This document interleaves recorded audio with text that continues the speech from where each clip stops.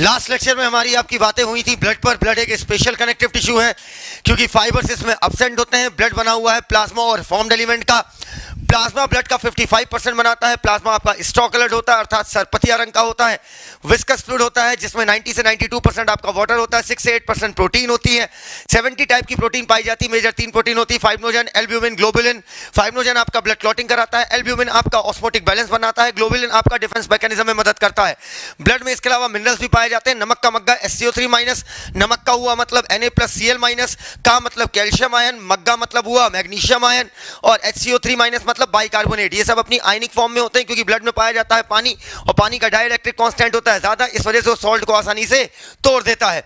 इसके साथ साथ ब्लड में तुम्हारा ग्लूकोज है, अमीनो एसिड है, लिपिड है, ये सारी चीजें भी पाई जाती हैं, लेकिन ट्रांजिट फॉर्म में पाई जाती है, नॉन ट्रांजिट फॉर्म में। अगर हम बात करें ब्लड की तो ब्लड में बेटा क्लॉटिंग फैक्टर भी पाया जाता है। 13 टाइप के क्लॉटिंग फैक्टर होते हैं जो आपकी क्लॉटिंग में मदद करते हैं। अगर हम प्लाज्मा से क्लॉटिंग फैक्टर निकालकर बाहर फेंक दें, क्या बोला, प्लाज्मा से क्लॉटिंग फैक्टर निकाल के बाहर फेंक दें तो बचा हुआ माल कहलाता है सीरम। तो बेटा लास्ट लेक्चर में हमारी बातें हुई थी कि जो आपका ब्लड है, अच्छे से देखिएगा बेटा, जो आपका ब्लड है वो आपका, मैंने क्या कहा, 2 चीजों से मिलकर बना हुआ है। एक कहलाएगा प्लाज्मा, दूसरा कहलाएगा फॉर्म्ड एलिमेंट। अब अच्छे से देखना बेटा, प्लाज्मा अगर आपका 55% बनाता है, इसका मतलब फॉर्म्ड एलिमेंट आपका बनाता होगा 45%। ठीक है। अब फॉर्म्ड एलिमेंट में हम 3 चीजें पढ़ते हैं। ठीक है। फॉर्म्ड एलिमेंट में 3 चीजें आती हैं। सबसे पहले आती है आपकी RBC अर्थात रेड ब्लड सेल। इसके बाद आपका आता है WBC that is white blood cell, और सबसे लास्ट में हम देखेंगे प्लेटलेट्स। ठीक है।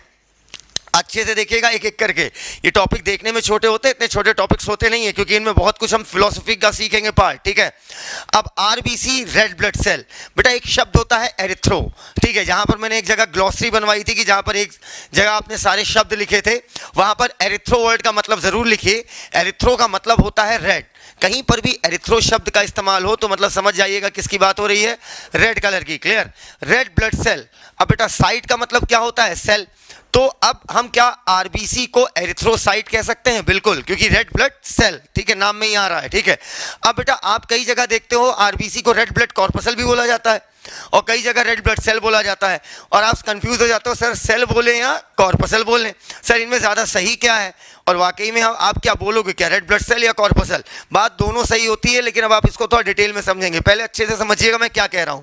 जो आपका फॉर्म्ड एलिमेंट है बेटा, फॉर्म्ड एलिमेंट ब्लड का 45% बनाता है।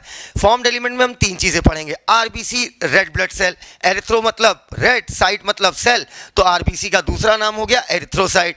वैसे बेटा अगर हम बात करें WBC की तो बेटा ल्यूको का मतलब होता है कलरलेस। बायोलॉजी व्हाइट को कोई कलर नहीं मानती। दोबारा सुनना, बायोलॉजी के लिए बोल रहा हूं मैं, व्हाइट को कोई कलर नहीं मानती। तो बेटा ल्यूकोसाइट नाम रख सकते हैं। साइट का मतलब cell, white blood cell leucocyte, red blood cell erythrocyte. वैसे ही बेटा अगर हम प्लेटलेट्स की बात करें तो प्लेटलेट्स हमारी क्लॉटिंग में मदद करती हैं अर्थात खून का थक्का जमाने में मदद करती हैं। ठीक है। कैसे मदद करती है वो हम आगे सीखेंगे। तो हम प्लेटलेट को हम बोल सकते हैं थ्रोम्बोसाइट। क्यों? क्योंकि बेटा थ्रोम्बो का मतलब होता है क्लॉटिंग, साइट का मतलब क्या होता है, सेल। तो एरिथ्रोसाइट हो गई RBC, ल्यूकोसाइट हो गई WBC, प्लेटलेट हो गई थ्रोम्बोसाइट। क्या आपने एक भी नाम रटा है इसका? क्या साइट का मतलब क्या हुआ, सेल। ठीक है। अब इधर देखिएगा, हम आगे बढ़ते हैं। सबसे पहले हम देखेंगे RBC की क्या कहानी है, रेड ब्लड सेल की क्या कहानी है। चलो देखना बेटा, रेड ब्लड सेल जिसका दूसरा नाम है आपका एरिथ्रोसाइट। ठीक है। अब पहली चीज हम देखेंगे कि सेल और कॉर्पसल में डिफरेंस क्या होता है। ठीक है। देखो सेल का मतलब हम सबको पता है, सेल मतलब एक कंप्लीट स्ट्रक्चर। ठीक है। कंप्लीट स्ट्रक्चर कहने का मतलब जिसमें आपका न्यूक्लियस है, इंडोप्लाज्मिक रेटिकुलम है, आपकी गोल्जी बॉडी है, ठीक है, आपका माइटोकॉन्ड्रिया है, मतलब सभी सेल ऑर्गेनेल हैं जो आपस में इंटरेक्ट करके जो है सेल को जिंदा बनाए रखने में मदद कर रहे हैं। तो हमने इसको क्या बोल दिया बेटा, सेल। सेल से कुछ भी कम करोगे वो कॉर्पसल कहलाएगा। क्या बोला, सेल से कुछ भी हम कम करते हैं तो ऐसी सेल्स को हम क्या बोलते हैं, कॉर्पसल। जैसे मान लो मैंने न्यूक्लियस हटा दिया, इंडोप्लाज्मिक रेटिकुलम हटा दिया, गोल्जी बॉडी हटा दिया, तो अब ये सेल क्या कहलाएगी आपकी, corpuscle. Anything less than cell is called corpuscle. क्या बोला, दोबारा सुनना बेटा, सेल एक कंप्लीट स्ट्रक्चर है। ठीक है। सेल तो हमें पता क्या होता है, लेकिन सेल से बेटा अगर कुछ भी आप कम कर देते हो तो वही आपका क्या कहलाता है, कॉर्पसल। मतलब मैं लिख सकता हूं कि सेल माइनस एनीथिंग, कुछ भी अगर हम सेल से घटाते हैं तो हम ऐसी सेल को क्या बोलते बोलते हैं कॉर्पसल, लेकिन आमतौर पर हम कॉर्पसल और सेल को एक ही मान के क्वेश्चन सॉल्व करते हैं, क्लियर। लेकिन जब हमसे फोकस करके पूछे what is the difference between cell and corpuscle, तो हमें बताना पड़ेगा कि सेल से कुछ कम किया तो जाकर क्या बनेगी आपकी कॉर्पसल। Got it? इतनी बातें कि एक बच्चे को मेरे क्लियर हो गई होगी। चलो सामने देखो बेटा, सेल से कुछ भी कम किया क्या कहलाएगा कॉर्पसल। तो कभी रेड ब्लड सेल बोलते हैं, कभी रेड ब्लड कॉर्पसल बोलते हैं। ऐसा क्यों बोलते हैं हम अभी आगे देखेंगे, ठीक है। चलो अब सबसे पहली चीज हमें यह जाननी है बेटा कि पर mm क्यूब का मतलब क्या होता है। पहला पॉइंट, पर mm क्यूब का मतलब क्या है। mm क्यूब मतलब मिलीमीटर क्यूब। मिलीमीटर कहने का मतलब समझो बेटा, अगर आपने स्केल देखी हो, ठीक है, जो 15 सेंटीमीटर की छोटी सी स्केल आती है, ठीक है, अगर स्केल देखी हो तो बेटा ऐसे लिखा होता है 1 centimetre 2 3 4 dot dot dot dot 15 centimetre, ठीक है। बेटा देखा होगा 1 और 2 के बीच में भी ऐसे लाइनें गई होती हैं, देखा है, ठीक है। वो जो छोटी छोटी लाइनें हैं ना वो mm को बताती है, मतलब मिलीमीटर को। क्या बोला? मिलीमीटर को। ये आपका 1 2 3 ये सेंटीमीटर को बता रहा है, लेकिन ये जो दो लाइनें हैं ना, ये दो लाइनों के बीच आपका ये इतनी डिस्टेंस क्या किस में नापी जाती है? मिलीमीटर। तब आप ये अंदाजा लगा सकते हो कि एक 15 सेंटीमीटर की स्केल में दो छोटी लाइनों के बीच का जो स्पेस है वही क्या है आपका, वही डिस्टेंस क्या है? मिलीमीटर। तो मिलीमीटर बहुत छोटा डिस्टेंस हुआ है, बहुत बड़ी डिस्टेंस हुई, बहुत छोटी लेंथ हुई है ना। अब बेटा पर मिलीमीटर क्यूब का मतलब क्या हुआ? अगर मैं बोल रहा हूं कोई चीज पर मिलीमीटर क्यूब में इतनी है, तो पहले तो हमें समझना पड़ेगा मिलीमीटर क्यूब क्या है, ठीक है। अब अगर मान लो ये कमरा है, ठीक है, तो इस कमरे की कुछ चौड़ाई होगी, कुछ लंबाई होगी, कुछ ऊंचाई होगी। क्या बोला? कुछ चौड़ाई होगी, कुछ लंबाई होगी, कुछ ऊंचाई होगी, ठीक है। तो पर mm क्यूब का मतलब क्या हुआ कि 1 mm into 1 mm into 1 mm लिख सकते हो, ऐसा है नहीं लिख सकते हो? लिख सकते हो। अरे बेटा अगर mm क्यूब कहीं पर लिखा है मतलब अंडरस्टूड है, यहां पर 1 ही होगा, तो 1 mm क्यूब कम लिख सकते हैं 1 mm into 1 mm into 1 mm, मतलब 1 mm लेंथ हो गई, 1 mm विड्थ हो गई और 1 mm हाइट हो गई। क्लियर? इसका मतलब हुआ एक बूंद खून से भी कम, ठीक है। अगर हम एक बूंद खून से भी कम ले मतलब पर mm क्यूब, पर mm क्यूब का मतलब फिर समझ लीजिएगा बेटा, मतलब 1 mm आपकी क्या हुई, इसकी चौड़ाई हुई, 1 mm इसकी लंबाई हुई और 1 mm इसकी ऊंचाई हुई। अगर हम इतना ब्लड लें, इतना ब्लड बेटा कुछ नहीं, पिंच चुभोगे जो हल्का सा निकलेगा ना, बस उतने ब्लड की बात हो रही है। तो उतने ब्लड में 1 mm क्यूब ब्लड में आपकी जो आरबीसी पाई जाती है वो है 5 से 5.5 मिलियन। कितनी? 5 से 5.5 मिलियन। अब बेटा हमें पता है कि 1 million is equal to 10 lakh, ठीक है। 1 million is equal to 10 lakh, या 10 लाख को मैं लिख सकता हूं 10 रेज़ दी पावर 6, ठीक है। तो बेटा अगर 1 million is equal to 10 lakh तो 5 million is equal to 50 lakh. अबे 1 million is equal to 10 lakh, तो 5 मिलियन बराबर 50 लाख। 5.5 मिलियन का मतलब क्या हुआ? 55 लाख। तो क्या मैं ऐसा लिख सकता हूं कि आरबीसी 50 से 55 लाख पाई जाती है पर mm क्यूब। ध्यान रखना बेटा इस पॉइंट को, एग्जाम में फंसाएगा स्टेटमेंट में। mm क्यूब दिया है, सेंटीमीटर क्यूब नहीं, इस चीज का ध्यान रखना। क्लियर? सोचो, मतलब मान लो ये जितना बड़ा डॉट है ये तो mm क्यूब से बड़ा हो गया, ठीक है। mm क्यूब मतलब वॉल्यूम हुआ, क्यूब का मतलब ही होता है कि आप वॉल्यूम ले रहे हो, ठीक है। मतलब 1 mm लंबाई, 1 mm ऊंचाई, 1 mm चौड़ाई, ठीक है। बेटा इस डॉट में तो कई सारे mm क्यूब आ गए। क्लियर? तो अब मेरे कहने का मतलब आप समझ चुके हो कि 1 mm क्यूब में आपकी आरबीसी का नंबर कितना होता है? 5 से 5.5 million. 1 million is equal to 10 lakh, इसका मतलब 50 से 55 लाख आरबीसी पाई जाती हैं 1 mm क्यूब ब्लड में। तो इतनी बातों से ये बात क्लियर हो गई है कि बेटा इतने कम में इतनी ज्यादा आरबीसी है, इसका मतलब ये बात सिग्निफाई करती है कि आरबीसी आपकी बॉडी की मोस्ट एबेंडेंट सेल है। मोस्ट एबेंडेंट सेल कहने का मतलब सबसे ज्यादा मात्रा में पाए जाने वाली सेल आपकी बॉडी में क्या है? RBC, that is red blood cell. अब इसको अच्छे से समझिएगा, आगे इसकी क्या कहानी है। बेटा अगर हम बात करें आरबीसी की, तो आरबीसी में पहले ये बताओ, इससे क्वेश्चन बन सकता है कि आरबीसी आपकी मोस्ट एबेंडेंट सेल है। ये आपका ये स्टेटमेंट सिग्निफाई कर रहा है कि 5 से 5.5 मिलियन है पर mm क्यूब, ठीक है। इसका मतलब आरबीसी आपकी बॉडी में सबसे ज्यादा पाई जाती है। अब अगर हम बात करें आरबीसी की, तो आरबीसी का दूसरा नाम हमारा अगला पॉइंट हो जाएगा एरिथ्रोसाइट। यहां पर एरिथ्रो का मतलब होता है रेड, साइट का मतलब होता है सेल। नाउ अब अगर हम आगे बढ़े आरबीसी को लेकर, तो अब आता है थर्ड पॉइंट हमारा। बेटा सबसे पहले थर्ड पॉइंट को समझने के लिए आपको पता होना चाहिए कि बोन मैरो क्या होता है। क्या बोला? Bone marrow. बोन मैरो समझने से पहले पता होना चाहिए मैरो क्या होता है। अरे बोन मैरो, बोन मैरो मतलब आप बोलोगे गूदा गूदा गूदा, अरे गूदा भाड़ में क्या गूदा। सवाल ये बनता मैरो क्या है, सवाल ये बनता मैरो क्या है। मैरो का मतलब होता है सब्सटेंस। क्या बोला? सब्सटेंस। अब बोन के अंदर कोई सब्सटेंस है तो आप उसे क्या बोल दोगे? Bone marrow. कोई प्रॉब्लम? अरे कोई प्रॉब्लम यहाँ तक? तो अब बेटा मान लो यहाँ पर मैंने एक लंबी हड्डी बना दी, मान लो मैंने यहाँ पर टांग की हड्डी बना दी, कहाँ की? टांग की। अब लो मैंने एक रफ फिगर बना दिया टांग की हड्डी का, ठीक है, ये मैंने बना दी आपकी टांग की हड्डी। चलो अब इधर देखना बेटा, ये मैंने आपके सामने टांग की हड्डी बना दी, ठीक। अब बेटा हड्डी के अंदर मौजूद होता है आपका, जब अभी मैं छोटा हूं, ठीक है, अभी मैं माता जी के अंदर हूं, अपनी माँ के गर्भ में पल रहा हूं, अंदर हूं कहने का मतलब गर्भ में हूं, यूट्रस में हूं, ठीक है, पेट में नहीं हूं, पेट में बच्चा नहीं होता है, क्लियर। तो बेटा अगर मैं यूट्रस के अंदर हूं तो उस समय हड्डी के अंदर भरा रहता है बिल्कुल गूदेदार, बिल्कुल ऐसा समझना जैसे संतरे का गूदा होता है, पल्प होता है, वैसे गूदेदार सब्सटेंस भरा रहता है। तो बेटा सब्सटेंस को हम लोग क्या बोलते हैं? Marrow, clear. ये सब्सटेंस किस में भरा हुआ है? मसल में या बोन में? बोन में। तो क्यों ना मैं ऐसे बोल दूं बेटा बोन मैरो, कोई प्रॉब्लम? चलो लेकिन बेटा कलर इसका देखने में कैसा है? येलो, तो इसका पूरा नाम हो गया येलो बोन मैरो, क्लियर। लेकिन वक्त के साथ होता क्या है आपका, ये जो येलो बोन मैरो है, ये जो yellow bone marrow extreme point पे पाया जा रहा है। एक्सट्रीम पॉइंट का मतलब क्या होता है? एक्सट्रीम पॉइंट मतलब लास्ट सिरे, अगर ये हड्डी है तो इसके दो सिरे हुए लास्ट, एक ये वाला और एक ये वाला। तो जो इसके एक्सट्रीम पॉइंट होते हैं हड्डी के, वो आप उसकी जो येलो बोन मैरो है वो कन्वर्ट हो जाती है रेड बोन मैरो में। किस में कन्वर्ट हो जाती है? Red bone marrow. Extreme point की पूरी एक्सट्रीम पॉइंट पे मौजूद, मतलब दो एक्सट्रीम पॉइंट होंगे, अरे एक लकड़ी है तो उसके दो एक्सट्रीम पॉइंट, एक ये एंड होगा एक ये एंड होगा। तो एक्सट्रीम पॉइंट पर मौजूद येलो बोन मैरो किस में कन्वर्ट हो जाती है? रेड बोन मैरो में, ठीक है। अर्थात बोन मैरो, बोन के अंदर मौजूद सब्सटेंस जिसका कलर क्या है आपका? रेड।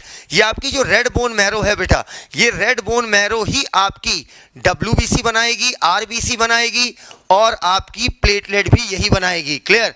मतलब ब्लड के अंदर जितने भी फॉर्म्ड एलिमेंट हैं सब के सब आपके कौन बना रही है? Red bone marrow, clear. Red bone marrow will form all the formed element that is RBC, WBC, platelet. अलग अलग मत याद करिए, कॉमन सेंस लगाइए, क्लियर। तो यहां पर इतने से मैं एक पॉइंट बना सकता हूं कि रेड बोन मैरो फॉर्म्स बनाता है, पहले समझते जाइएगा, forms all the formed element, जितने भी फॉर्म्ड एलिमेंट है वो कौन बनाता है? Red bone marrow. अब अलग अलग पढ़ने की जरूरत नहीं है, ठीक है। ये जो बचकानी हरकत करते हो ना, RBC कौन बनाती है? Red bone marrow. अरे सब कुछ रेड बोन मैरो बनाती है, RBC, WBC, प्लेटलेट, क्लियर है यहां तक? ठीक है। चलो अब अगर हम बात आगे बढ़ाएं अपनी, तो बेटा अच्छे से समझना जो मैं अब बात करने वाला हूं, ठीक। जो हमारी RBC है इसकी कहानी क्या है, ठीक। देखो RBC का कंप्लीट डेवलपमेंट पहले पढ़ाया जाता था जब CPMT होता था, पर अब RBC का आपको कंप्लीट डेवलपमेंट नहीं पढ़ना है, क्लियर। अब मान लो ये आपकी कोई सेल है, यहां पर मैंने बना दी एक सेल जिसे मैं बोल रहा हूं रेड ब्लड सेल, ठीक है। अब देखना इसका थोड़ा सा डेवलपमेंट हमें समझना है बेटा। अगर कोई सेल है, क्या है? सेल, अभी ये मैच्योर नहीं हुई है, ठीक है, तो क्या मैं इसे इमैच्योर सेल कह सकता हूं? हाँ या ना? ठीक है। अब बेटा ये बताना, इमैच्योर सेल को मैंने क्या कहा था? ब्लास्ट वर्ड यूज करते हैं। इमैच्योर अगर कोई सेल है तो अंत में क्या लगाते हैं? ब्लास्ट। तो क्या मैं इसे एरिथ्रोब्लास्ट बोल सकता हूं? बिल्कुल, क्योंकि अभी ये कैसी RBC है? इमैच्योर। इसमें बेटा क्या मौजूद होगा? न्यूक्लियस होगा। न्यूक्लियस के साथ साथ इंडोप्लाज्मिक रेटिकुलम होगा। इंडोप्लाज्मिक रेटिकुलम, उसके साथ साथ गोल्जी बॉडी होगी, ठीक है। इंडोप्लाज्मिक रेटिकुलम हो गया, गोल्जी बॉडी हो गई, न्यूक्लियस हो गया। इसमें मौजूद होगा आपका माइटोकॉन्ड्रिया मौजूद होगा। इसमें मौजूद होगा क्लोरोप्लास्ट मौजूद होगा। एनिमल सेल में क्लोरोप्लास्ट मौजूद होगा। एनिमल सेल में क्लोरोप्लास्ट होगा। प्लांट सेल में क्लोरोप्लास्ट होता है, एनिमल में क्लोरोप्लास्ट कहाँ होगा? भाई एनिमल कहाँ फोटोसिंथेसिस करते हैं? समझ में आया? हद करते हो। और मौजूद होंगे ढेर सारे आपके राइबोसोम। अब अच्छे से समझना बेटा, यहाँ पर राइबोसोम ढेर सारे मौजूद हैं। तो अब आपका इंडोप्लाज्मिक रेटिकुलम हो गया, गोल्जी बॉडी हो गया, आपका क्लोरोप्लास्ट हो गया, माइटोकॉन्ड्रिया हो गया। ये आपकी एक कंप्लीट सेल है, ठीक है। अब देखना RBC में कहानी क्या होती है। अब बेटा अगर मान लो आपको ये पूरा कमरा भरा हुआ है, आपको इस कमरे में कोई चीज़ भरनी है, तो भरने के लिए आपको क्या करना पड़ेगा? कमरे से सामान निकालना पड़ेगा या नहीं? बगैर निकाले सामान भर डालोगे? अगर एक कमरा है, कॉमन सेंस लगाओ, घबराओ नहीं। अगर एक कमरा और ये कमरा पूरे का पूरा फुल है, ठीक है, और आप इस कमरे में कोई भी चीज़ भरना चाह रहे हो, तो भरने के लिए आपको क्या करना पड़ेगा? अंदर का सामान हटाना पड़ेगा, तभी तो वहाँ भर पाओगे चीज़ों को।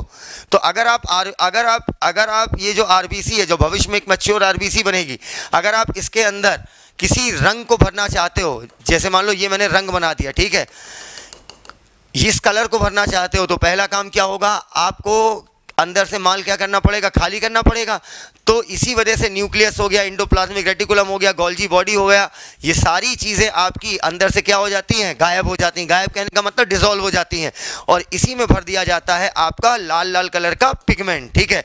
What is pigment? पिगमेंट का मतलब होता है बेटा कोई भी रंगीन चीज़ जो लिविंग ऑर्गेनिज्म के अंदर पाई जाए वो क्या कहलाती है, पिगमेंट। कोई भी कलर्ड चीज़ जो लिविंग ऑर्गेनिज्म के अंदर पाई जाए वो क्या कहलाएगी, पिगमेंट। जैसे हम लोगों की स्किन में मेलानिन हो गया, जैसे प्लांट में क्लोरोफिल हो गया, ठीक है, ये क्या कहलाएगा आपका, पिगमेंट। पिगमेंट मतलब कोई भी कलर्ड चीज़, क्या बोला, कोई भी कलर्ड चीज़ जो लिविंग ऑर्गेनिज्म में पाई जाए वो कहलाएगी पिगमेंट। अब जो आपकी इमैच्योर आरबीसी थी, यहाँ मैंने लिख दिया इमैच्योर आरबीसी, हमने क्या किया बेटा, शुरू में ये लाल रंग का जो इसमें पिगमेंट है वो शुरू से मौजूद नहीं होता है। होता क्या, अंदर की सारे सेल ऑर्गेनल डिसॉल्व होते हैं और उसमें क्या भर दिया जाता है, ढेर सारा पिगमेंट, और इस पिगमेंट को हम लोग बोलते हैं हीमोग्लोबिन। नाम को पकड़ना बेटा, हीमोग्लोबिन, ठीक है, हीमोग्लोबिन। अगर हम हीमोग्लोबिन शब्द को गौर से देखें तो बेटा कॉमन सेंस लगाइएगा और सोचिएगा, हीमोग्लोबिन की अगर बात करें तो हीमोग्लोबिन के हमें दो पार्ट दिख रहा है, एक दिख रहा है आपका हीम और एक दिख रहा है ग्लोबिन। बेटा याद करो, आपने एक प्रोटीन पढ़ी थी ग्लोबुलिन, और यहाँ पर क्या आ रही है, ग्लोबिन, तो ये भी आपकी क्या है, प्रोटीन। इसका मतलब ग्लोबिन आपका क्या बता रहा है, प्रोटीन इसमें मौजूद है। हीम का मतलब होता है आयरन, हीम का मतलब आयरन, इसका मतलब हीमोग्लोबिन में आयरन मौजूद होगा। अब याद रखना बेटा, आयरन की आप दो आयनिक फॉर्म पढ़ते हो, एक Fe2+ और एक Fe3+। तो हीमोग्लोबिन में जो आपका आयरन मौजूद होता है वो Fe2+ वाला होता है। कौन सा, Fe2+ वाला। सर अगर Fe3+ वाला हो जाएगा तो क्या होगा बेटा, अगर Fe3+ में आ गया, ये मान लो कि हीमोग्लोबिन में मौजूद जो आयरन है, नाम पकड़ो ना, हीम का मतलब क्या हुआ, आयरन, ग्लोबिन का मतलब प्रोटीन। अगर मान लो हीमोग्लोबिन का जो आयरन है वो अगर आपका 3+ स्टेट में आ गया तो हीमोग्लोबिन स्टेबल हो जाएगा और ये अपना फंक्शन लूज कर देगा, ठीक है। अब मेरे बात समझना बेटा, हीमोग्लोबिन का काम क्या होता है। आप अक्सर बोलते हो कि खून क्या करता है, पूरी बॉडी में ऑक्सीजन और कार्बन डाइऑक्साइड को पूरी बॉडी में क्या करता है, ले जाकर इधर से उधर करता रहता है। अब मान लो यहां पर मैंने बना दी एक सेल, ठीक, ये मैंने बना दी एक सेल। अब इस सेल को मैंने क्या किया, इस सेल को मैंने ब्लड के थ्रू क्या पहुंचवाई, ऑक्सीजन, और इससे क्या ली, कार्बन डाइऑक्साइड, और यहां पर मैंने बना दिया लंग्स हैं, ठीक। अब लंग्स से क्या होता है बेटा, ऑक्सीजन ब्लड में जाती है। अरे आप सांस लेते हो तो लंग्स से ऑक्सीजन किस में गई, ब्लड में, और जो कार्बन डाइऑक्साइड सेल ने ब्लड में डाली है वो किस में चली जाएगी, लंग्स में, और आप इसे क्या कर दोगे, बाहर रिलीज कर दोगे, हाँ या ना, अरे हाँ या ना। अच्छा आगे, अब मेरी बात को समझना बेटा। तो अब आप कहते हो ब्लड गैसेस का क्या करा रहा है, एक्सचेंज करा रहा है। लेकिन अगर मुझसे कहा जाएगा ब्लड में भी कौन करा रहा है, तो ब्लड में भी अगर आप पूछोगे कौन करा रहा है तो नाम आता है आपका आरबीसी का, रेड ब्लड सेल का। और आरबीसी के अंदर ये जो रेड रेड कलर का पिगमेंट भरा हुआ है, इसी पिगमेंट को हम लोग क्या बोलते हैं, हीमोग्लोबिन। और इसी रेड पिगमेंट भरे होने की वजह से आरबीसी का कलर बोल दो रेड होता है, या बोल दो आरबीसी का नाम पढ़ा रेड ब्लड सेल। क्यों, क्योंकि हीमोग्लोबिन का कलर कैसा होता है, रेड। क्लियर। हीमोग्लोबिन में बेटा आयरन होता है या नहीं होता है, होता है, 2+ या 3+, 2+। अब बेटा मैंने क्यों कहा ऐसा कि Fe3+ में होगा तो आपका हीमोग्लोबिन खराब माना जाएगा, मतलब आपका हीमोग्लोबिन बेकार हो गया। क्यों बेटा, देखो ऑक्सीजन को अगर वो लंग से यहाँ तक ला रहा है, इसका मतलब ऑक्सीजन इसमें चिपकती होगी या नहीं चिपकती होगी, बगैर चिपके उठा के ले आएगा। कार्बन डाइऑक्साइड सेल से लेकर वो यहाँ तक देता होगा तो इसका मतलब कार्बन डाइऑक्साइड इसमें चिपकती होगी। अरे हाँ या ना, अच्छा तो कार्बन डाइऑक्साइड इस पर चिपकती होगी। अब बेटा कोई चीज़ चिपकेगी कब, जब आपकी कोई चीज़ थोड़ी सी क्या हो, रिएक्टिव हो। अगर बिल्कुल भी रिएक्टिव ना रही तो क्या कोई चीज़ बॉन्डिंग बनाएगी, अरे कॉमन सेंस लगाओ। स्टेबल चीज़, जो चीज़ बहुत स्टेबल है, क्या वो जल्दी बॉन्ड्स बनाती है, नहीं। तो आप क्या चाहते हो, हीमोग्लोबिन स्टेबल बना रहे या थोड़ा अनस्टेबल हो, अनस्टेबल हो। 2+ थोड़ी अनस्टेबल फॉर्म होती है, ठीक है। 3+ इसकी क्या होती है, स्टेबल फॉर्म। और स्टेबल फॉर्म में ये गैस का एक्सचेंज, गैसियस एक्सचेंज नहीं करेगा। क्या इतनी बातें क्लियर है, पक्का। चलो हीमोग्लोबिन में बताओ आयरन के साथ क्या है, प्रोटीन है। तो ये बताओ अगर आयरन और प्रोटीन, सिंपल प्रोटीन होती तो अलग बात है, लेकिन आयरन भी उसमें लगा दिया जा रहा है। आयरन भी ये लिया प्रोटीन और प्रोटीन में क्या मार दिया, आयरन। तो बताओ ये कॉम्प्लेक्स प्रोटीन होगा या सिंपल, कॉम्प्लेक्स, सिंपल। अरे मतलब सिंपल बात है कि कॉम्प्लेक्स प्रोटीन होगा। क्लियर। तो हीमोग्लोबिन आपका क्या हुआ, कॉम्प्लेक्स प्रोटीन होता है। इतनी बातें एक एक बच्चे को मेरे क्लियर हो गई होगी। बेटा हीमोग्लोबिन को डालने के लिए आपने क्या किया, आरबीसी के अंदर से सारा माल निकाल दिया, क्लियर। और उसके अंदर क्या पेल के भर दिया आपने, लाल लाल रंग का चूरन, जिसे हम लोग क्या बोलते हैं, हीमोग्लोबिन। इतनी बातें एकदम क्लियर। अच्छा, ये जो आपका हीमोग्लोबिन होता है बेटा, हीमोग्लोबिन आपका रेड कलर का आयरन कंटेनिंग कॉम्प्लेक्स प्रोटीन या simple complex protein, very good, ठीक है। क्या शुरू से ही आरबीसी में हीमोग्लोबिन था, हाँ या ना, नहीं था, क्लियर। अच्छा, आरबीसी का नाम रेड ब्लड सेल या ब्लड आपका लाल रंग का दिखता है या आपकी आरबीसी लाल रंग की दिखती है, इन तीनों का जवाब क्या है, क्योंकि हीमोग्लोबिन रेड कलर का है। अरे तभी आपका ब्लड किस कलर का दिखता है, रेड कलर का। अच्छा, हीमोग्लोबिन के पास ऑक्सीजन को पकड़ने की और CO2 को पकड़ने की ताकत है या नहीं है? अगर ना होती तो क्या लंग्स से ऑक्सीजन लेकर पूरी बॉडी में जा पाता, या सेल से ऑक्सीजन कार्बन डाइऑक्साइड लेकर लंग्स को दे पाता, नहीं, क्लियर। और पकड़ने के लिए आयरन की कौन सी फॉर्म होनी चाहिए, Fe+2, ओके। अब चलिए आगे बात करते हैं बेटा। अगर हम 100 ml ब्लड ले लें, 100 ml ब्लड मतलब जो आप कांच वाली कोल्ड ड्रिंक पीते हो वो 200 ml होती है, उसका आधा। अगर हम मान लीजिए एक बोतल लिया और ये बोतल आपकी 100 ml की है, 100 ml ब्लड ले ले तो 100 ml ब्लड में आपका जो हीमोग्लोबिन है वो 12 से 16 ग्राम होगा, किलोग्राम नहीं बेटा, एग्जाम में नोटिस करना। अगर 100 ml ब्लड में 12 से 16 किलोग्राम होगी क्या, खुद तुम बेटा 20 किलो के होगे और 12 से 16 किलो हीमोग्लोबिन होगा। तो ध्यान रखना है, छोटी छोटी चीज़ें, ये हंसी मजाक में जो चीज़ें हो जाती है ना, वो हमारा कॉन्सेप्ट क्रिएट करती हैं। फिर आपके एग्जाम में अगर स्टेटमेंट आ गया ना 12 से 16 kg, लेकिन अगर आपने उस पर कोई बात नहीं की है तो आप उसको स्किप कर जाओगे, 12 से 16 देख कर आप टिक मार दोगे। लेकिन अगर मैंने एक बार बोल दिया तो आपके दिमाग में सेट हो गया, यार ग्राम किलोग्राम एक बार चेक कर लेंगे एग्जाम में। तो 12 से 16 ग्राम आपका हीमोग्लोबिन होता है 100 ml ब्लड में। क्या इतनी बातें एकदम क्लियर है, पक्का? कितना, 12 से 16 ग्राम हीमोग्लोबिन होता है पर 100 ml ऑफ ब्लड। चलिए अब अगर हम बात करें आरबीसी को लेकर अगले पॉइंट की, तो बेटा आपने कभी पोस्टमार्टम किया है? अरे पूछ रहा हूं, पोस्टमार्टम किया है, नहीं किया है? चलो अब पहले अगर आप चाहो तो आरबीसी लिखकर ये सारे पॉइंट्स बनाकर लिख डालिए, ठीक है। इसके तुरंत मैं आपको 60 सेकंड दे रहा हूँ, 60 सेकंड के बाद मैं आगे बातें कंटिन्यू करूंगा, ठीक है। और इसको आप जल्दी से छाप लीजिएगा, इसे छाप, खुश रहिए। अब समझना बेटा एक एक चीज अच्छे से। मैंने सबसे पहले आपसे बोला आरबीसी जो है फॉर्म्ड एलिमेंट का एक पार्ट है। ब्लड हमने दो पार्ट्स में डिवाइड किया, प्लाज्मा और फॉर्म्ड एलिमेंट। फॉर्म्ड एलिमेंट 45% है, प्लाज्मा आपका 55% है। फॉर्म्ड एलिमेंट में तीन चीजें आई, आरबीसी, डब्ल्यूबीसी, प्लेटलेट। आरबीसी का दूसरा नाम एरिथ्रोसाइट, एरिथ्रो का मतलब रेड, साइट का मतलब cell, that is red cell. Red colour आता है हीमोग्लोबिन नाम के पिगमेंट की वजह से। पिगमेंट की बेटा डेफिनेशन लिखिएगा, लिखिए, अब मैं नोट्स बनवा रहा हूं, पिगमेंट की डेफिनेशन लिखिए। नोट्स आपको मेनली ह्यूमन फिजियोलॉजी में ही बनानी होती है, क्योंकि ह्यूमन फिजियोलॉजी बहुत ज़्यादा कॉन्सेप्ट पे खड़ी होती है, मतलब हर कॉन्सेप्ट के ऊपर कॉन्सेप्ट होता है, तो इस वजह से ह्यूमन फिजियोलॉजी में प्यारी नोट्स बनानी है, ठीक है। और इसके बाद मेरी हैंड रिटन नोट्स आपको मिल जाएगी चैप्टर के खत्म होते ही, ताकि आपके पास एक परफेक्ट सीक्वेंस में नोट्स हो। अभी आप लेकिन अपने हाथ से लिखिए, जानबूझ के पहले नहीं दे रहा हूँ, वरना पहले दे दूंगा तो फिर आप लिखोगे नहीं। लिखो बेटा, पिगमेंट क्या होता है, कहीं पर भी पिगमेंट शब्द आए, colored substance in living organism is known as pigment, simple। colored substance, कोई भी रंगीन चीज अगर लिविंग ऑर्गेनिज्म में पाई जा रही है तो पिगमेंट कहलाती है। colored substance in living organism is known as pigments, ठीक है। हीमोग्लोबिन नाम का रेड कलर का पिगमेंट पाया जाता है आरबीसी के अंदर, दैट्स वाई नाम पड़ा है red blood cell, that's why colour होता है ब्लड का रेड या आरबीसी का red. WBC white blood cell, मैंने बताया था कि ल्यूको का मतलब क्या होता है, कलरलेस, तो डब्ल्यूबीसी का दूसरा नाम क्या हो गया बेटा, ल्यूकोसाइट।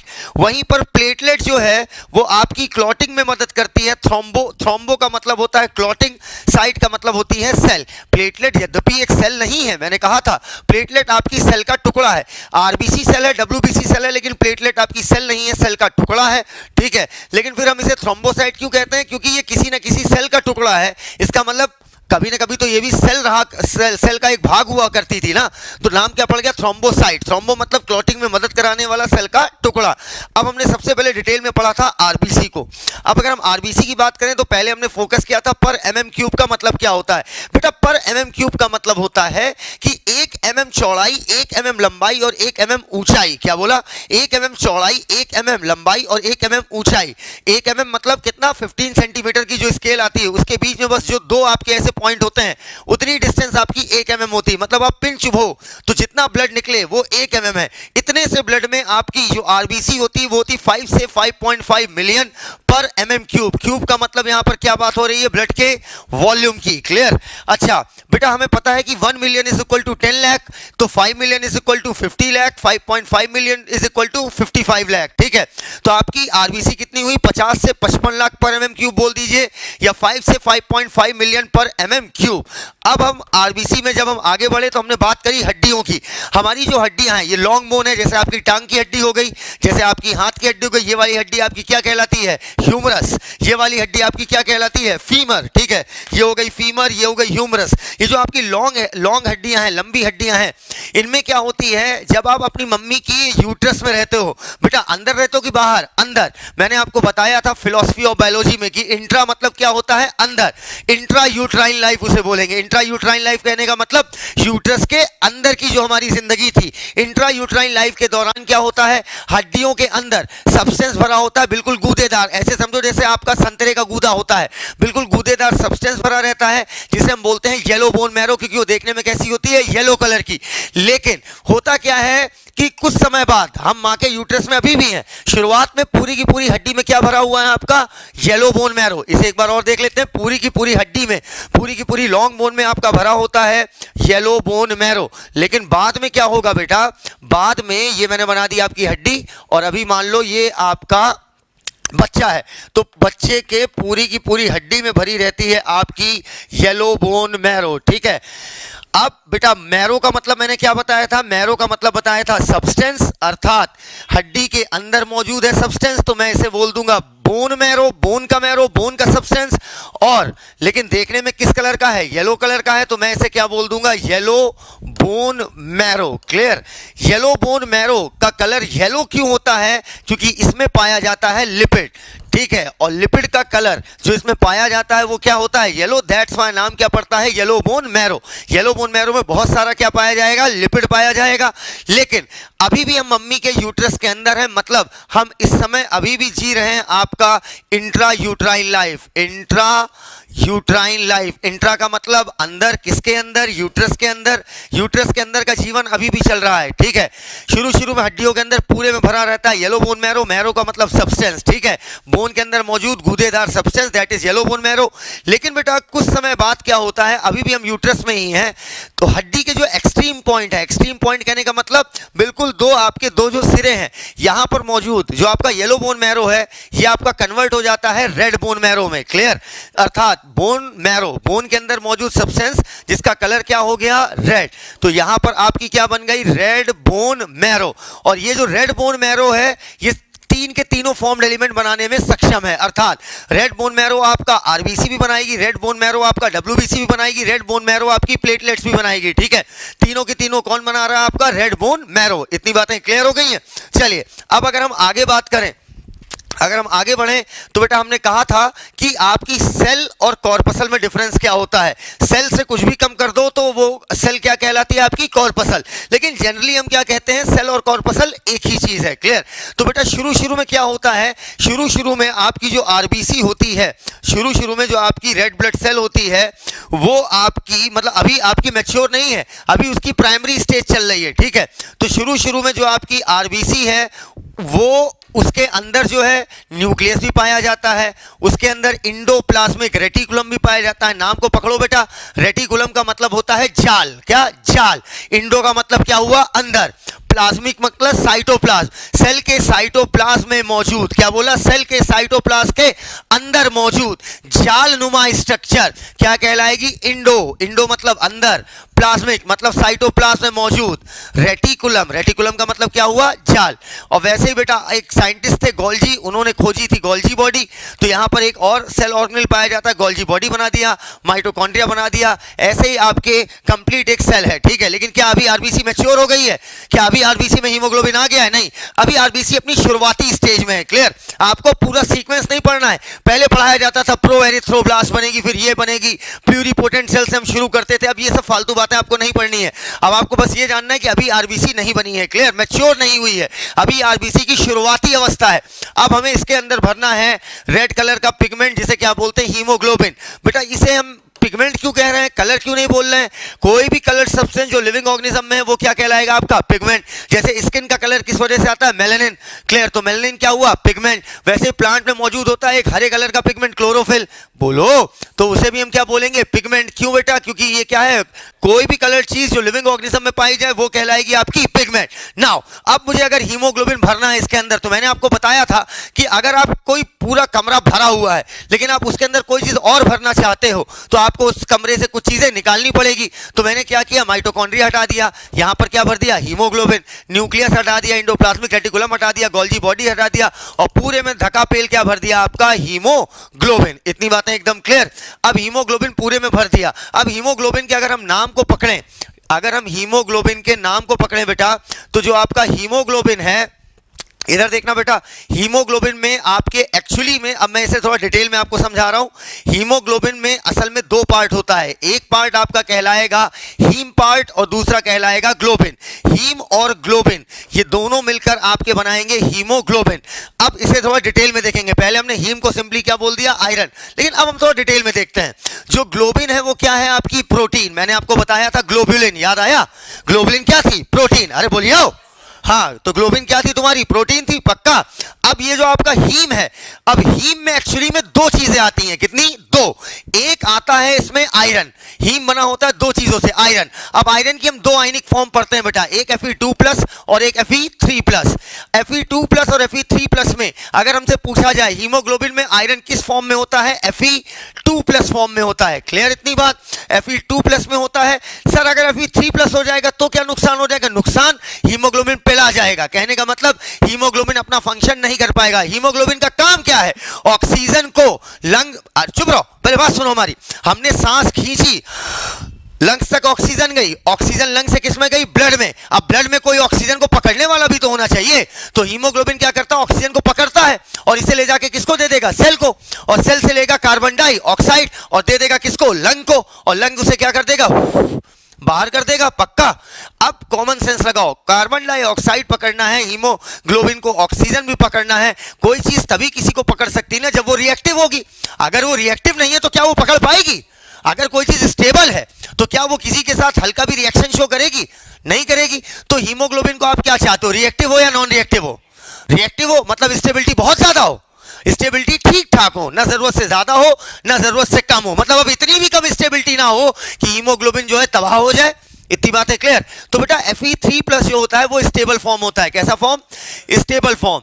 अब अगर Fe3+ में हीमोग्लोबिन आ गया तो हीमोग्लोबिन बेकार हो जाता है, फिर गैस का ट्रांसपोर्ट नहीं कराएगा। अब हीम में मैंने क्या बताया, आपका Fe2+ मौजूद होता है। Fe2+ के साथ साथ हीम में होता है आपका पोरफायरिन रिंग। अब गुरुजी ये पोरफायरिन क्या है, ये तो बड़ा लंबा सा नाम ले लिया। कुछ नहीं यार, बड़ी आसान सी चीज है। ये बताओ, अगर तुम्हारे केमिस्ट्री वाले मास्टर साहब तुमसे कहें कि एसिटिक एसिड, तो क्या सुन के डर लगता है, क्या लगता है? हाइड्रोक्लोरिक एसिड नहीं, क्योंकि आप उसके साथ रोज डील कर रहे हो। तो वैसे ही बेटा पोरफायरिन रिंग आपके डिटेल में नहीं है, बस आपको इतना जानना कि पोरफायरिन एक रिंग नुमा स्ट्रक्चर, अब जैसे बेंजीन की रिंग होती है, नेप्थलीन की होती है, एंथ्रासीन की होती है, वैसे पोरफायरिन एक रिंग है। तो हीमोग्लोबिन दो चीजों से बना है, एक हो गया आपका हीम और एक हो गया आपका ग्लोबिन। ग्लोबिन प्रोटीन है, हीम में दो चीजें आएंगी, आयरन आएगा, आयरन किस स्टेट में होगा, Fe2+ स्टेट में होगा, और पोरफायरिन रिंग होगी जो कि आपकी क्या है, समझना बेटा, ये रिंग जो है ये एक्चुअली में चार छोटी छोटी रिंग के मिलने से बनती है। क्या बोला, चार छोटी छोटी रिंग के मिलने से बनती है। और ये देखो मैंने बना दिया चार छोटी छोटी रिंग। सर एक्यूरेट स्ट्रक्चर बनाइए, बेटा आपको बायोकेमिस्ट नहीं बना रहा हूं, डॉक्टर बना रहा हूं, क्लियर। तो इतना ही आपको जानना है कि चार छोटी छोटी रिंग्स होती हैं, ठीक है। और इन रिंग्स को हम बोलते हैं पायरोल रिंग। कौन सी रिंग, पायरोल। तो मैं बोल सकता हूं 4 पायरोल, कितना, 4 पायरोल रिंग मिलकर आपस में जुड़ेंगी। अब बेटा 4 चीजों को जोड़ोगे तो कोई ना कोई ब्रिज बीच में होगा। ब्रिज क्या करता है इधर, बेटा ब्रिज क्या करता है, अगर मान लो ये नदी है तो ब्रिज क्या करता है, इधर से उधर की जमीन को कनेक्ट करता है। तो बेटा इनको हम ब्रिज से कनेक्ट करेंगे। अब बेटा ये जो ब्रिज होते हैं ये बने होते हैं आपके मीथेन के, किसके, मीथेन के। मीथेन से हाइड्रोजन तो हटानी पड़ेगी, लेकिन आपको इतना नहीं जानना, आपको बस इतना जानना है कि 4 पायरोल रिंग मिलकर क्या बनाएंगी, आपकी पोरफायरिन रिंग। तो क्या मैं ये बात बोल सकता हूं कि 4 पायरोल रिंग आपकी मिलकर बनाएंगी is equal to 1 porphyrin ring. एक एक बच्चे को ये बात क्लियर है? चलो 1 पोरफायरिन रिंग। तो नाउ हीमोग्लोबिन प्रोटीन के साथ आप हीम भी पेल रहे हो, मतलब आयरन और पोरफायरिन दोनों। तो क्या ये सिंपल प्रोटीन होगी कि कॉम्प्लेक्स? कॉम्प्लेक्स, कॉमन सेंस यार। हीमोग्लोबिन आपकी क्या होगी, कॉम्प्लेक्स प्रोटीन होगी। Iron containing complex protein, iron आपका Fe2+ फॉर्म में, हीम में आपका पोरफायरिन रिंग आती। पोरफायरिन रिंग में आपके कितने पायरोल हुए, 4 पायरोल। 4 पायरोल आपस में ब्रिज बनाएंगे, आपस में कनेक्ट हो जाएंगे और मिलकर ये स्ट्रक्चर कहलाएगा आपका पोरफायरिन। इतनी बातें एकदम क्लियर। चलिए अब अगर हम आगे बढ़े बेटा, तो इसके आगे मैंने आपको बताया था, एक सेकंड बेटा बस बैक पेज पे चले जाएं। हाँ, अब इसके बाद बेटा हमने आपको बताया था कि गैसेस का ट्रांसपोर्ट Fe2+ में होगा कि 3+ में होगा, 3+ फॉर्म में होगा। अरे 2+, वेरी गुड। 2+ फॉर्म में होगा कि 3+ क्या है बेटा, स्टेबल फॉर्म है। स्टेबल हो जाएगा तो घंटा ना ये आपका CO2 यहां से ले पाएगा, ना ये यहां से O2 ले पाएगा। क्लियर? अब आइए, इसके बाद हमने बातें की थी आपकी कि अगर हम 100 ml ब्लड ले ले तो 100 ml ब्लड में 12 से 16 ग्राम आपका क्या मौजूद होता है, हीमोग्लोबिन। 100 ml प्लाज्मा नहीं बोल रहा हूं, 100 ml ब्लड बोल रहा हूं। क्लियर? अब अगर हम आगे बढ़े बेटा, तो इसके बाद हमारी क्या कहानी है बेटा, चलो इसके बाद अब आप अच्छे से समझिएगा स्प्लीन की क्या कहानी है। ठीक है, स्प्लीन को हम हिंदी में बोलते हैं प्लीहा या तिल्ली या प्लीहा। बेटा अगर आपने कभी पोस्टमार्टम किया हो या पोस्टमार्टम देखा हो, ठीक है, मतलब शायद किया हो ना किया हो, ठीक है, लेकिन मैं तुम्हारी इससे पहले ही कर चुका था। ठीक है, 15-16 साल की उम्र में। कुछ नहीं बेटा, जो पोस्टमार्टम हाउस में जो अंकल आंटी जो भी हो, अंकल ही होते हैं यूजुअली, तो बेटा जो भी उन्हें बस 2 कमला पसंद खिलाओ, अपने आप वो तुम्हें पोस्टमार्टम करने की इजाजत दे देंगे। ठीक है, लावारिस लाशों का। तो बेटा होता क्या है पोस्टमार्टम हाउस में, अगर आप कभी किसी लाश को काट के देखो तो आपको बायोलॉजी और अच्छी फील होगी। ठीक है, लेकिन बेटा ऐसा मत करना अपने रूम पार्टनर को काट लो। तो मेरे कहने का मतलब ये है कि अगर आप कभी पोस्टमार्टम, बेटा मतलब एक फील आ जाएगा तुम्हें। तो बेटा पोस्टमार्टम हाउस में बिल्कुल आंखों देखा हाल बता रहा हूं कि स्टमक आपका इधर होता है। आप जैसा डायग्राम बड़ा सुंदर सा बनाते हो ना, स्टमक का एल घुमा के एकदम धै घुमा के ऐसे करके जो करते हो ना, ऐसा कुछ खास स्टमक नहीं दिखता है। ठीक है, तो स्टमक बेटा जब आप उठाओगे ना, क्या बोला, स्टमक, मैंने अपनी स्किन चीर के फाड़ दी।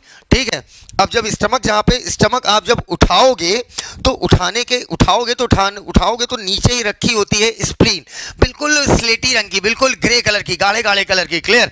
तो वो ग्रे कलर की यहीं पर रखी होती है स्प्लीन। छुओगे तो एकदम ऐसा लगेगा जैसे गुलगुल तकिया। कैसे बेटा?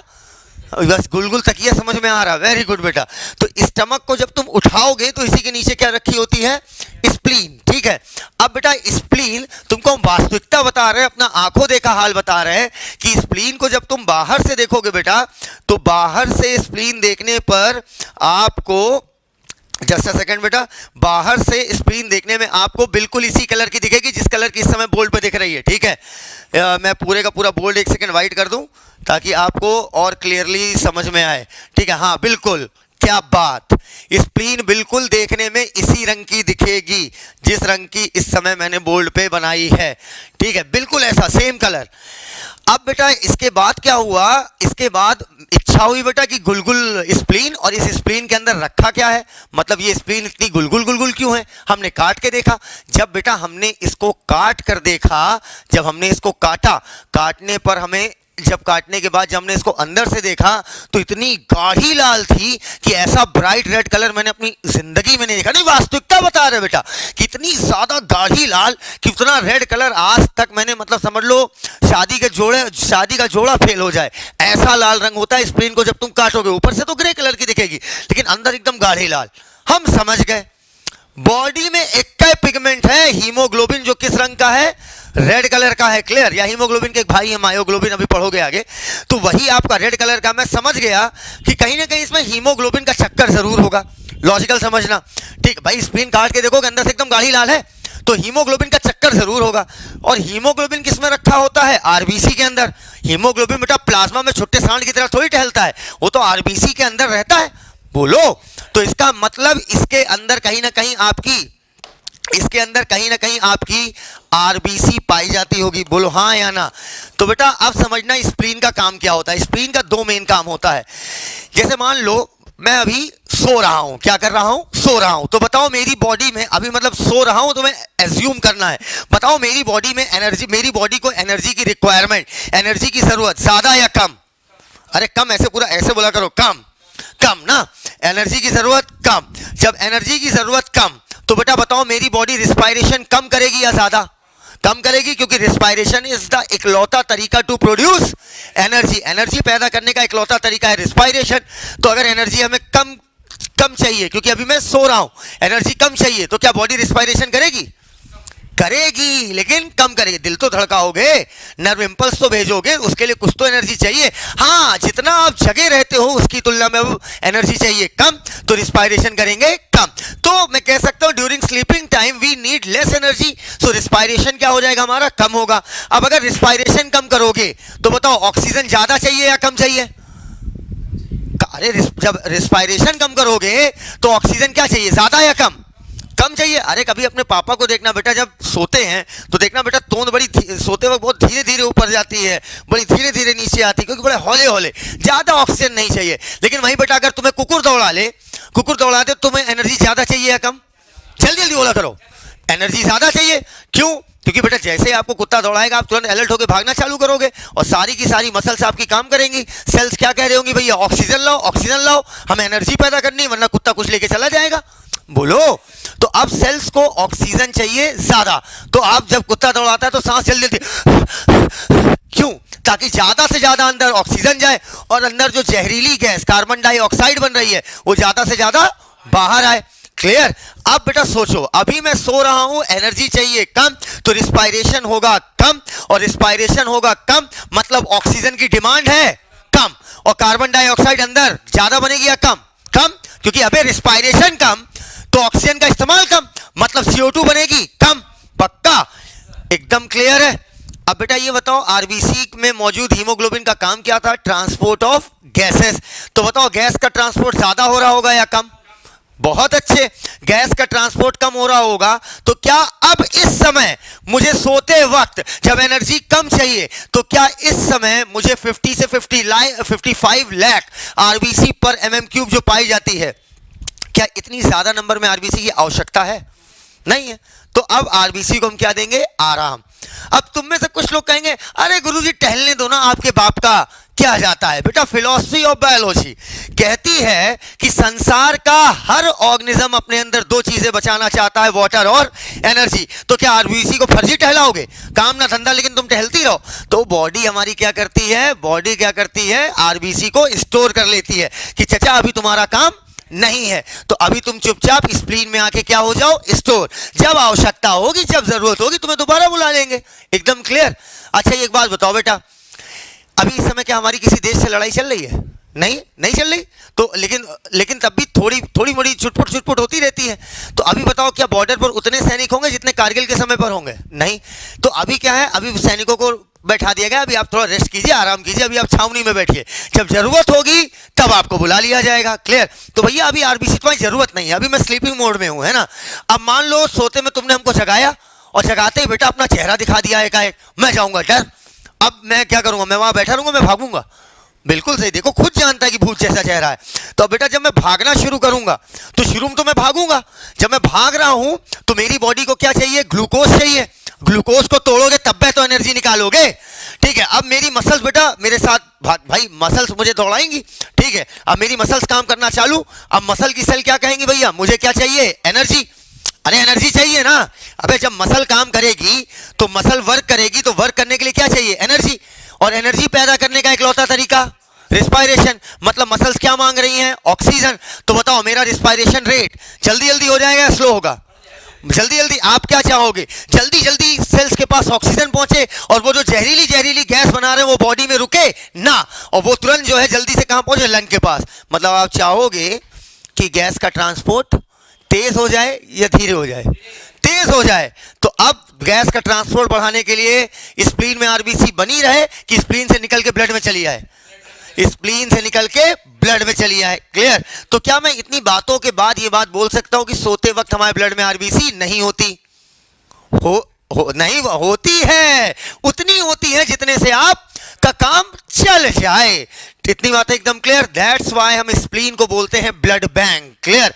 जैसे बेटा ब्लड की जरूरत होगी तो हम ब्लड बैंक से ले लेते हैं। क्लियर? कुछ लोग बेटा बहुत ही क्रांतिकारी टाइप के होते हैं, डोनेट भी कराते हैं, जरूरत से ज्यादा हो जाता है, जैसे मैं बेटा लगी रहूंगा।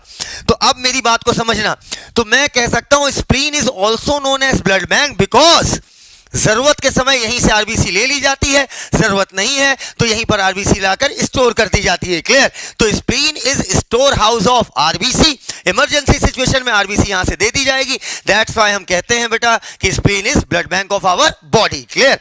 अब मेरी बात को समझना बेटा, स्प्लीन को अगर हम काट के देखें, क्या बोला? स्प्लीन को अगर हम काट के देखें तो बेटा स्प्लीन में पतले पतले पाइप गए होते हैं और ये पाइप होते हैं ब्लड के। तो इसका मतलब इससे क्या बहता होगा बेटा? ब्लड बहेगा। अबे नाली का पाइप से नाली बहेगी ना, गंदा पानी बहेगा, वैसे ब्लड के पाइप से ब्लड बहेगा। अब बेटा ये मान लो आरबीसी है, ठीक है। अब आरबीसी अगर ये नॉर्मल है, क्या है? नॉर्मल है अभी, तो आरबीसी क्या करेगी? अपना टेढ़ी मेढ़ी होकर, बेटा देखा होगा ना सर्कस में, जैसे एक दीदी होती हैं ऊपर जो है अपनी एक रिंग रखती हैं और फिर टेढ़ी मेढ़ी होकर निकल आती हैं। देखा है कभी? नहीं देखा बेटा? जैसे सर्कस वगैरह में नहीं होता कि अरे ऊपर एक छल्ला रख दिया और उसके बाद पूरी बॉडी को ऐसे सिकोड़ के छल्ले को निकाल दिया बॉडी से। देखा है ऐसा? दीदी नहीं बोलना है, छल्ला देखा है? हाँ, तो अब हम क्या कह रहे हैं बेटा, ऐसे ही आरबीसी क्या करती है, अगर नॉर्मल है तो ये क्या करती है, ये टेढ़ी मेढ़ी स्क्वीज होकर, ठीक है, टेढ़ा मेढ़ा पिचक पिचक के यहां से क्या होती है, निकल जाती है और वापस किस में चली जाती है? ब्लड में। लेकिन अब अगर मान लो आरबीसी जो है डेड हो गई है, मतलब आरबीसी का लाइफ स्पैन, जीवन काल खत्म हो गया है, तो अब बेटा जीवन काल तुम्हारा खत्म हो जाएगा, तो क्या तुम ऐसे खड़े रहोगे? तुम फैल जाओगे, फ्रेगाइल हो जाओगे, है ना? फ्रेगाइल होना कहते हैं इसे, फैल जाओगे। अब आरबीसी हो गई टेढ़ी मेढ़ी, तो अब बताओ क्या आरबीसी इस पाइप को क्रॉस कर पाएगी? अब आरबीसी कहीं ना कहीं जाकर फंस जाएगी। अरे हाँ या ना? हाँ ना? अब जब फंस जाएगी तो इस डेड आरबीसी को क्या किया जाएगा? यहीं पर मौजूद होती कुछ व्हाइट ब्लड सेल, याद आया? Erythrocyte, leucocyte, good. अब ये डब्ल्यूबीसी क्या करेगी? इस मुर्दा आरबीसी को खा पी के सफा चट कर देगी। तो क्या मैं बोल सकता हूं कि स्प्लीन आपका ब्लड बैंक तो है ही, उसके साथ साथ ये कब्रिस्तान है आरबीसी का। क्लियर? मतलब अगर आरबीसी आपकी नॉर्मल है तब तो उसका शेप बना रहेगा, टेढ़ी मेढ़ी होकर वो निकल जाएगी इधर से। लेकिन अगर आरबीसी आपकी अपना लाइफ स्पैन पूरा कर ली, अपनी जीवन काल पूरा कर ली, तो ये फैल जाएगी, फ्रेगाइल हो जाएगी और अल्टीमेटली कहीं ना कहीं फंसेगी, और जहां फंसेगी वहीं से डब्ल्यूबीसी से चाप देगी आके। अरे हाँ या ना? अब सवाल बनता है आरबीसी का लाइफ स्पैन कितना है? आरबीसी का लाइफ स्पैन बेटा 120 डेज होता है कि 4 महीने? एक ही चीज है बेटा, 120 डेज बोलो या 4 महीने बोलो। क्लियर? तो आरबीसी का लाइफ स्पैन कितना हुआ आपका? 120 डेज। चलो, क्या बेटा तुम लोग ये बता सकते हो? ना पता हो मना कर देना। Graveyard of WBC, RBC तो सबको पता है, डब्ल्यूबीसी का ना पता हो बोल दो नहीं पता। बेटा चाहे आरबीसी हो, चाहे डब्ल्यूबीसी हो, चाहे प्लेटलेट, सबका ग्रेव यार्ड यही है। रट्टा मानना है क्या? सोचना है, ठीक है। सब बनती कहां पर है? तीनों के तीनों रेड बोन मैरो में। तीनों को तीनों का कब्रिस्तान कौन है? स्प्लीन। इतनी बातें क्लियर? आइए अब हम आगे बात करें बेटा। अगर हम बात करें आरबीसी की, तो आरबीसी को लेकर एनसीईआरटी से रिलेटेड आपका लास्ट पॉइंट है। अब ये मैंने मान लीजिए बना दिया आरबीसी, ये है उसका न्यूक्लियस। कौन लियस? न्यूक्लियस। इस समय आरबीसी को हम सामने से देख रहे हैं। चिल्लर पढ़े बेटा? चिल्लर दीजिएगा जरा। हाँ, इधर लाओ। जैसे मान लो बेटा ये आपके क्या है? आरबीसी है, ठीक है। ये आपकी क्या हो गई? आरबीसी दिख रही है। अरे सिक्का दिख रहा होगा 10 रुपये का, तुम्हारे ही पैसे, टेंशन ना लो। तो बेटा ये आपकी आरबीसी। अगर मैं आरबीसी को भी सामने से दिखा रहा हूं तो आरबीसी ऐसे दिखेगी, ठीक है। लेकिन अगर मैं आरबीसी का लेटरल व्यू दिखाऊं, लेटरल का मतलब होता है साइड, मतलब मैं सिक्के को ऐसा कर रहा हूं, मतलब आरबीसी ऐसे दिखा रहा हूं, ठीक है। जब तक न्यूक्लियस मौजूद होता है आरबीसी साइड से बिल्कुल ऐसे दिखाई देगी, ठीक है, क्योंकि बीच में क्या फंसा हुआ है? न्यूक्लियस। कौन सा लियस? न्यूक्लियस। लेकिन क्या ये न्यूक्लियस हमेशा बना रहेगा? बाद में सब कुछ हटा दिया जाता है ताकि क्या भर दें इसमें? हीमोग्लोबिन। तो जब न्यूक्लियस आप हटाओगे तो बीच में क्या होगा? हमें पता है कि जो आपकी प्लाज्मा मेम्ब्रेन होती है वो लचीली होती है। दलदल जान तो दलदल, अरे दलदल, स्वैम्पी एरिया, बिल्कुल दलदली होती है। तो जैसे न्यूक्लियस हटाओगे, एंडोप्लाज्मिक रेटिकुलम हटाओगे, तो बीच में बीच में प्लाज्मा मेम्ब्रेन घुस जाएगी। अरे दलदली होती है ना। तो अब जब बीच में घुस जाएगी तो बेटा इस शेप को देखो, चलो जल्दी से बताओ, ये कॉनकेव है कि कॉन्वेक्स? बोलते ही नहीं हो, कॉनकेव या कॉन्वेक्स? गलत, ये कुछ नहीं है, डिपेंड करता है आप देख किधर से रहे हो, इधर से देख रहे हो कि इधर से देख रहे हो। समझ में मिस्टर बकलोल? अरे बोलो बेटा, ना कॉनकेव ना कॉन्वेक्स, डिपेंड करता है ना आप देख किधर से रहे हो। अब या पॉलिशिंग किधर से हुई है, अगर इधर से देखोगे तो कॉनकेव है, ठीक है। अरे ऐसा लगे ना किसी केव में घुस रहे हैं, गुफा में, और इधर से देखोगे तो यही क्या है, कॉन्वेक्स है। क्लियर? तो बेटा ये देखो, इस शेप को देखो, इधर से देखोगे तो क्या है, कॉनकेव, ठीक है। अब बेटा आरबीसी में देखो बेटा, इधर भी कॉनकेव है, इधर भी कॉनकेव है मैच्योर आरबीसी में, तो क्या मैं इसे बाई कॉनकेव बोल सकता हूं? अरे बोलिए, हाँ, बाई कॉनकेव शेप की होती होगी आरबीसी। अब सवाल बनता है कि बाई कॉनकेव होने के फायदे क्या हैं? अच्छा बताओ, पहले की तुलना में इस समय सरफेस एरिया बढ़ गया या घट गया? सरफेस एरिया बढ़ गया तो ज्यादा से ज्यादा ऑक्सीजन और CO2 का ट्रांसपोर्ट हो सकता है। अरे अगर मान लो मुट्ठी, अगर ये ऐसे मुट्ठी कर लो, है ना, इधर अगर मुट्ठी जो, इधर आओ, इधर आओ, तुम्ही को बुला रहे हैं, इधर आओ। अरे मैंने तुम्हें बुलाया, इधर आओ जरा। अगर मान लो इधर जल्दी आओ बेटा। अगर मान लो, अरे ये सब क्या नाटक लगा है, हटाओ इसको जल्दी से। हाँ, अगर मान लो बेटा तुम्हें हम एक सवाल दे रहे हैं, ये मुट्ठी है, ठीक है, और ये मेरा हाथ है, ठीक है, इधर अगर इस मुट्ठी को पानी में डालो, ठीक है, और मैं ऐसे हाथ करके ऐसे पानी में डालूं, ठीक है, सरफेस एरिया का मतलब होता है किसी भी ऑब्जेक्ट के सरफेस पे मौजूद एरिया, ठीक है। आपकी सरफेस में क्या ये सब आएगा?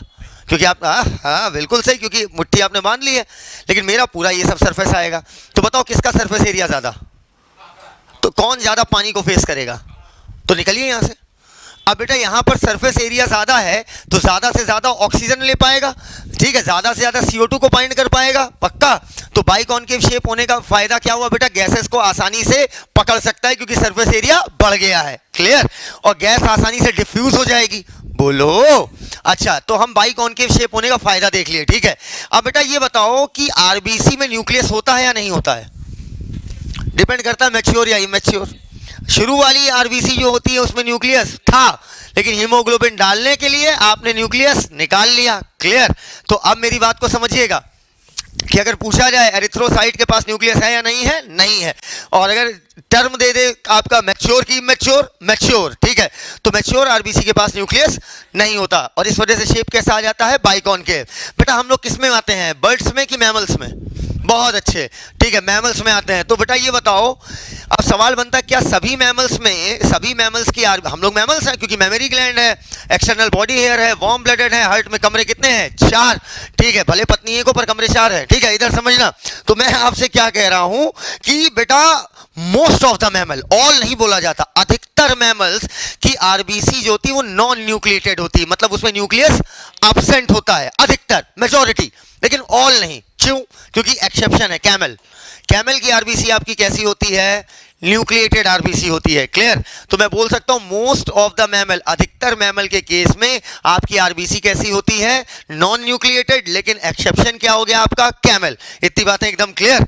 आइए अब अगर हम देखें कि आरबीसी कब कौन बनाएगा, क्या बोला? कब कौन आरबीसी बनाएगा? अभी तो आपने सिंपल सा देख लिया, आरबीसी कौन बनाएगा? Red bone marrow. डब्ल्यूबीसी कौन बनाएगा? Red bone marrow. प्लेटलेट कौन बनाएगा? Red bone marrow. मरेंगे तीनों कहां? स्प्लीन, ग्रेवयार्ड मतलब होता है कब्रिस्तान। अब लेकिन हम पूरे का पूरा देखेंगे लाइफ स्पैन की कब आरबीसी कौन बनाएगा। बेटा ये बताओ, अगर मैं मम्मी के यूट्रस के अंदर हूं तो उस जिंदगी को क्या मैं बोल सकता हूं? Intra uterine life.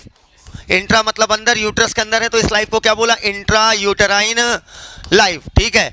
और यहां पर बच्चा क्या हो गया? मैंने लिख दिया बर्थ, पैदा हो गया आज के दिन, हैप्पी बर्थडे टू यू है यहां पे, ठीक है। बेटा अब समझना, शुरू के क्या बोला? शुरू के 2 महीने तक मीजनकाइम जो होती है, एक्चुअली में मीजनकाइम एक पोर्शन होता है, ठीक है। तो मीजनकाइम, ये बात आपको दिमाग में रखनी कि मीजनकाइम ऑफ यॉर्क सैक, हम बेटा इसमें ह्यूमन रिप्रोडक्शन में समझेंगे इसे कि यॉर्क सैक का मीजनकाइम जो है वो आरबीसी का प्रोडक्शन करता है। इतनी बात एकदम क्लियर? कौन? यॉर्क सैक का मीजनकाइम। क्या है यॉर्क सैक, क्या है मीजनकाइम? आगे बात करेंगे, अभी इतना दिमाग में रख लीजिए, ठीक है। शुरू के 2 महीने, ठीक है।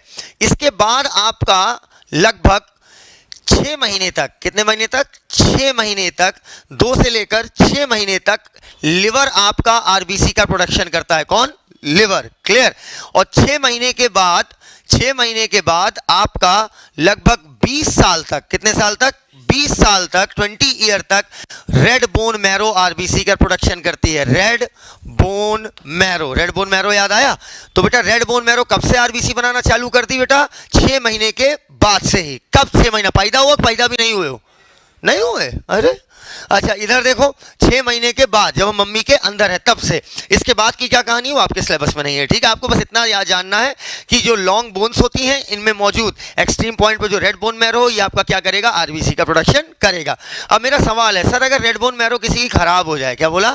खराब हो जाए तो बेटा लिवर भी आरबीसी का प्रोडक्शन कर सकता है, वापस लिवर करने लगेगा। नहीं समझ में आया? लेकिन क्या वो उतनी आरबीसी प्रोड्यूस कर पाएगा?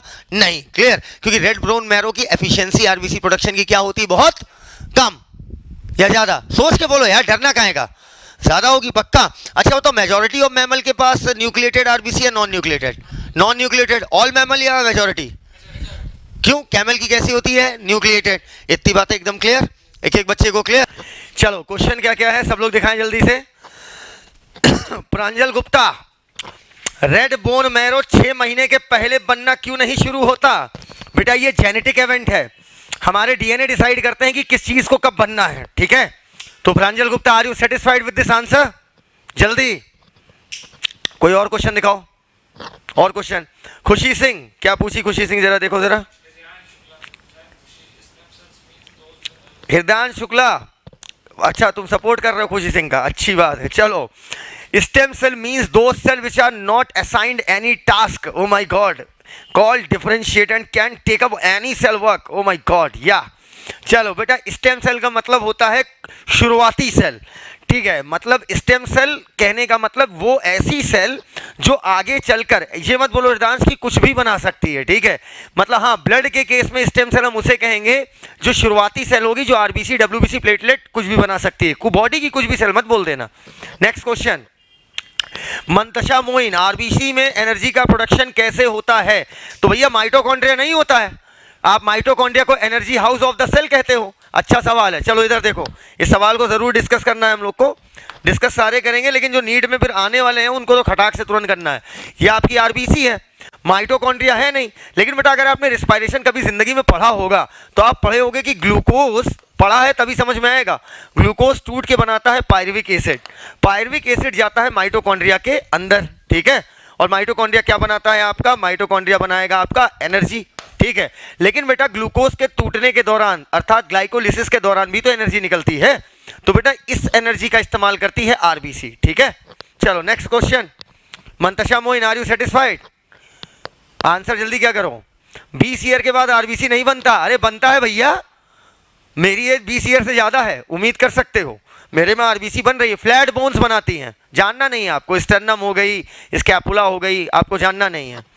Any more doubt? जल्दी बताओ बेटा, आरबीसी के नाम पे फिलॉसफी चल रही है, जल्दी जल्दी बताओ। और कोई डाउट? एक बार माइटोकॉन्ड्रिया वाला प्लीज, अरे माइटोकॉन्ड्रिया वाला पढ़ाएंगे बेटा।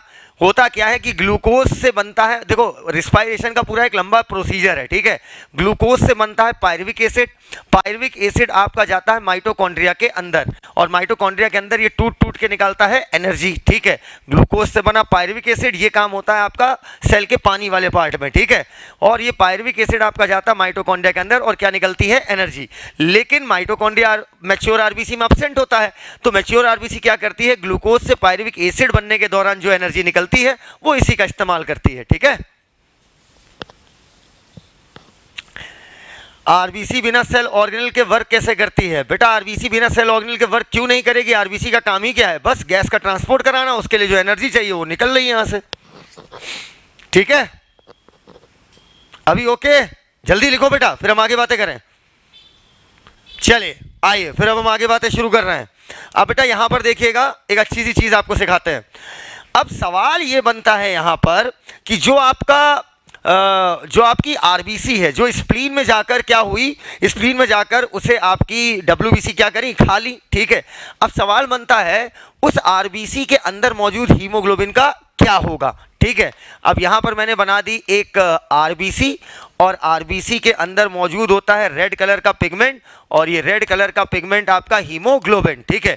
अब बेटा आरबीसी के अंदर के हीमोग्लोबिन के साथ क्या होगा, हीमोग्लोबिन का फेट क्या है, हीमोग्लोबिन का भाग्य क्या है, अच्छे से देखना बेटा। ये जो हीमोग्लोबिन है इसको हम तोड़ देते हैं दो भागों में।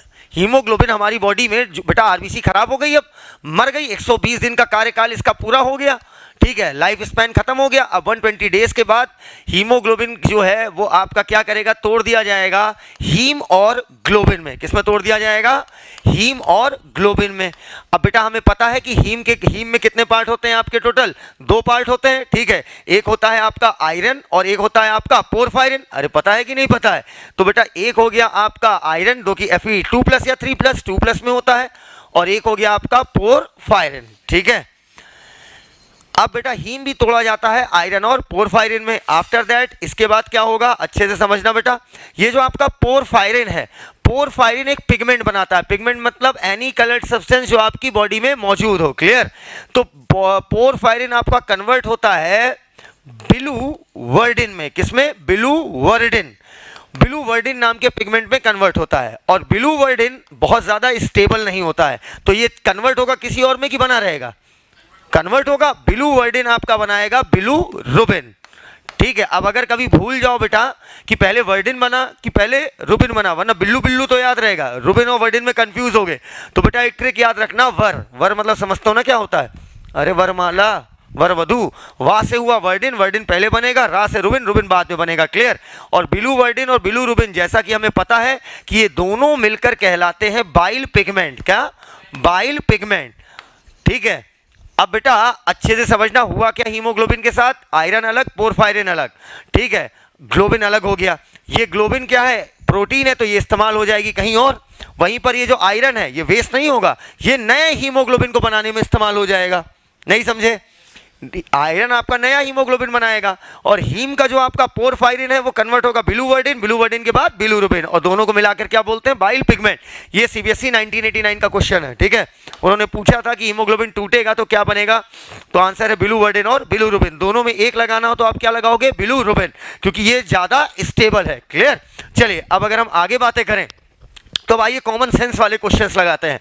ये बताइए कि अगर मान लीजिए आप की आरबीसी जो है वो ब्लड में बढ़ रही है, तो किस किस केस में आरबीसी ब्लड में बढ़ेगी, ठीक है।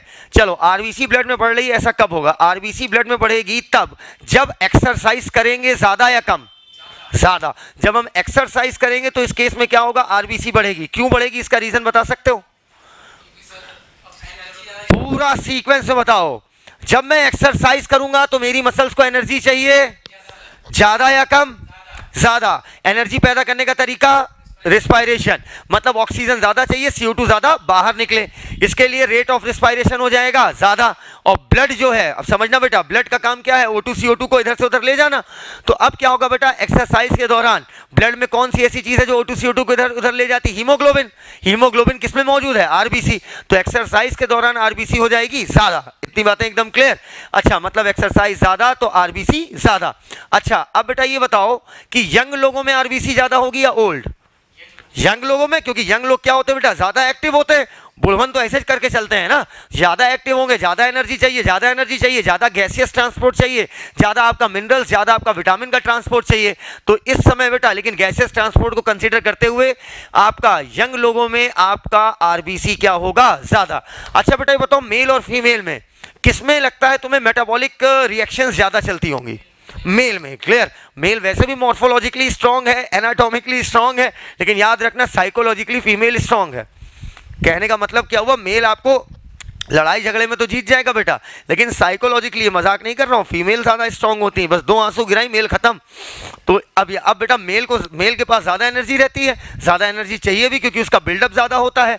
तो इसका मतलब बेटा मेल में भी आपका आरबीसी का प्रोडक्शन क्या होगा, ज्यादा होगा। एक्सरसाइज ज्यादा तो आरबीसी ज्यादा, यंगनेस जितनी ज्यादा आरबीसी ज्यादा, और मेल होगा तो आरबीसी ज्यादा। अच्छा अगर मान लो मैं माउंट एवरेस्ट पे चढ़ जाऊं, कहां चढ़ जाऊं, माउंट एवरेस्ट पे चढ़ जाऊं, क्लियर। तो बताओ माउंट एवरेस्ट पे जाओगे तो जब तुम जमीन से ऊपर जाओगे तो आपका जो है ऑक्सीजन का परसेंटेज कम हो जाएगा या ज्यादा, हाँ गलत, ऑक्सीजन का परसेंटेज उतना ही रहेगा। वाह, CO2 बढ़ जाएगा बेटा, इतना कंटाम मारेंगे ना कि पूरी बॉडी का आरबीसी बढ़ जाएगा। अभी नहीं, सुनो, ये है मान लो जमीन, जमीन मतलब भूई, ठीक है, यहाँ पर मान लो हम खड़े हुए हैं, ठीक है, और ये है आपका पहाड़, थोड़ा पहाड़ को मैंने कटिंग कर दिया सीढ़ी के फॉर्म में, ठीक है, ये हो गया आपका पहाड़, ठीक है बेटा। अर्थ के पास ग्रेविटेशनल फोर्स होता है, ठीक है, सिर्फ अर्थ के पास होता है ना, बोला करो गलत, कहीं पर भी मास होगा वहां पर ग्रेविटेशनल फोर्स होगा, समझ में आया, Gm1m2/r²। तो इसका मतलब जहां मास है वहां ग्रेविटेशनल फोर्स है। अब बेटा समझना, अर्थ के पास ग्रेविटेशनल फोर्स है और उस फोर्स के मदद पर वो क्या करता है, एयर के मॉलिक्यूल्स को वो क्या करता है, बांधे रखता है। अगर ग्रेविटेशनल फोर्स हटा दोगे तो ये हवा भाग जाएगी स्पेस में, क्लियर, धरती छोड़ के भाग जाएगी। तो बेटा ये बताओ, जितनी ज्यादा अर्थ के नजदीक एयर होगी उतनी ज्यादा एयर आपकी क्या होगी, डेंस होगी। अबे जितनी नजदीक होगी उतना ज्यादा फोर्स क्या होता है, डिस्टेंस के साथ कोई भी फोर्स होगा कम होगा, चाहे इलेक्ट्रोस्टैटिक फोर्स हो, चाहे आपका जो है आपका ग्रेविटेशनल फोर्स हो, कोई भी फोर्स हो, न्यूक्लियर फोर्स हो, कौनो फोर्स हो। तो बेटा अब बेटा हमें पता है कि अर्थ के सेंटर से ग्रेविटेशनल फोर्स ऑपरेट होता है, तो जितनी ज्यादा आप ऊंचाई पर जाओगे ग्रेविटेशनल फोर्स क्या होने लगेगा, कम। ग्रेविटेशनल फोर्स कम होने लगेगा मतलब एयर के मॉलिक्यूल पर फोर्स लगेगा कम। एयर के मॉलिक्यूल पर फोर्स अगर कम लगेगा तो इसका मतलब एयर के मॉलिक्यूल अब दूर दूर रहेंगे। अबे लेकिन नीचे कैसी होगी बेटा, एयर डेंस होगी, लेकिन ऊपर जाएंगे तो एयर के मॉलिक्यूल के बीच में डिस्टेंस ज्यादा होगी। एयर आपकी हल्की होगी या भारी होगी, हल्की होगी, क्लियर। लेकिन देखा जाए तो परसेंटेज ऑक्सीजन का यहां पर भी उतना ही होगा, 21 ही होगा। पूछो कैसे, ये बताओ, अगर मेरे 100 में 21 नंबर आए तो परसेंटेज कितना हुआ, और 1000 में 21 आए तो 1000 में 210 आए तो 21। समझ पाए मेरी बात को। तो एयर यहां पर डेंस है तो फिर ऑक्सीजन भी उस हिसाब से ज्यादा है, एयर ऊपर कम है तो इसका मतलब ऑक्सीजन भी उस हिसाब से कम है। अरे तो परसेंटेज ऑक्सीजन का कम नहीं होता।